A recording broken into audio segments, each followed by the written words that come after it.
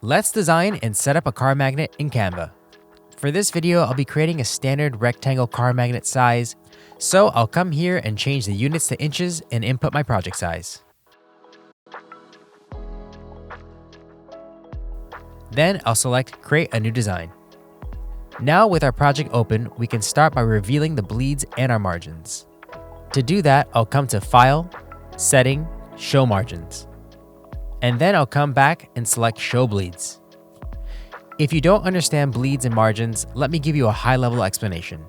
Bleeds are extra space outside of the page, so think of the bleed as designing a little past the edge. And safe margins keep important content inside the page. Think of the safe margin as keeping important stuff away from the edge. Now with everything properly set up, I can start designing. For this example, I'll be leveraging a pre-made template to expedite the process for this fake cleaning company. But keep in mind that everything you learn in this video can be applied to any industry you or your company are in. So I'll select Design in my toolbar. And then I'll search Car Magnet.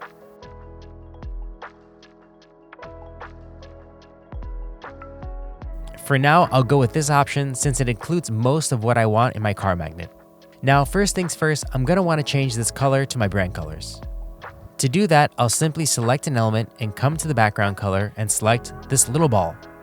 From here, I can pick from all these default colors or pick a custom color by coming to Add a New Color. From here, I can play around with the selector or I can add in a custom hex code, which I'll do by adding it in here.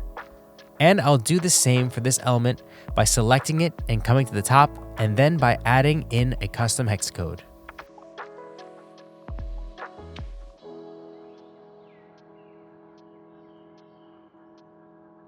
Now with that out of the way, I'll then select this color element and drag it down. To do that, I'll select one of the bottom handles and just click and drag it down. Next, I'll just remove this copy at the very top. Now I'll add this image of a friendly cleaning professional to build trust and connection with the viewer. To do that, I'll come to my toolbar and select Uploads. I'll then locate the image on my device and select Upload. Once the image is uploaded, you'll notice it appear in your image library. I'll then add it into my artboard by simply selecting it. Now with that added in, I'll adjust the size and the position. To do that, I'll select the image and click and drag on any of the handlebars. Once I'm happy with the size, I can then shift it off the edge of my artboard so she's getting a little bit cut off. I can do that by selecting the image and holding down Shift and dragging it to the left. This will lock it in place so it stays aligned and doesn't shift up or down. Lastly, I want her facing the opposite direction to help guide the viewer's eyes toward the information on the magnet. So with the image selected, I can come to the top and select Flip and flip horizontally. I'll make some minor adjustments to the placement, and that's looking great. Next, I'll select these two elements by clicking one and then the other, and then holding down Shift on my keyboard to move them down together. I'll come back to them a little later on, because what I want to do now is upload the logo for this fake cleaning service. To do that, I'll just repeat the same process as uploading an image. Then I'll locate the file on my device and I'll hit Upload. Once uploaded, I can simply select the logo and Canva will add it into my project.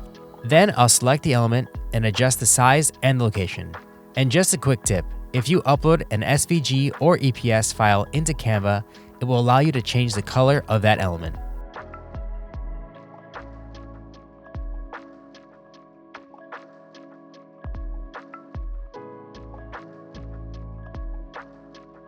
With that all set, I can start adding in the last bits of information. So I'll select the text element and I'll add in my main heading.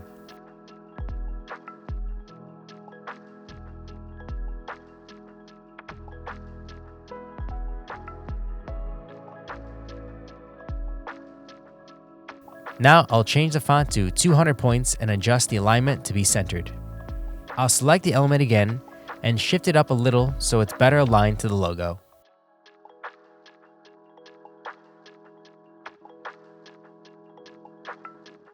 Now you can always change the font by coming to the top and selecting Font. From there, you can view all the different fonts being offered. I like this font, so I'll keep it and simply change the color to white and make it bold. To do that, I'll select the element and come to the top here and select color. From here, I can pick a whole bunch of presets or choose a custom hex code. I just want it white, so I'll select white. Now I want to add in a subhead which will say commercial and residential. So I'll select the text and add that in. And because this is a subhead, the font size should be a little bit smaller to create some sort of hierarchy. So I'll reduce the font size like we have in the past. And then I'll center the copy and adjust the placement. And lastly, change the color to white.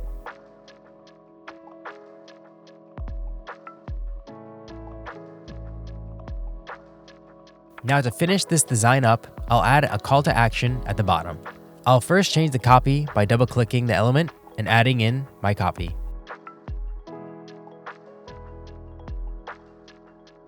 I want the number to really stand out for drivers, so I'll highlight the number and make the font bold and change the color to pink.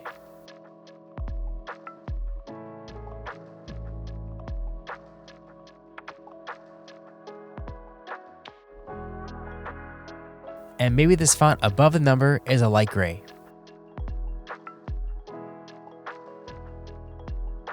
And for the final touch, I'll add in some star elements to sell that clean look and feel while also adding in some visual interest. So I'll come to the toolbar and select elements. From there, I'll search star,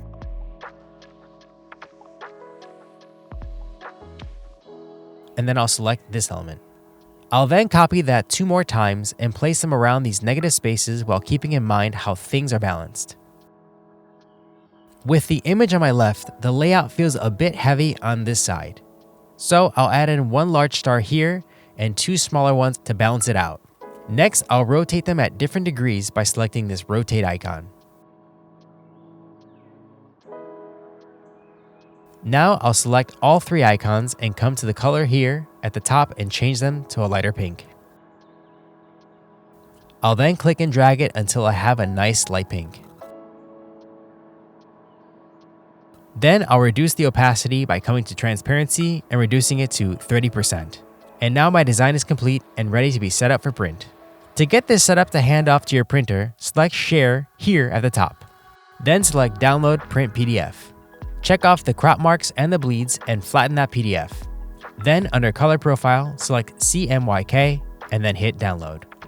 Now this feature is only available for Canva Pro users, but you can sign up for a free trial account at the link in the description down below. Now if that's not your thing, I found a workaround to bypass that paid feature, and I made a quick short on YouTube to show you exactly how to do it. That video will also be linked in the description down below. Thank you so much for watching.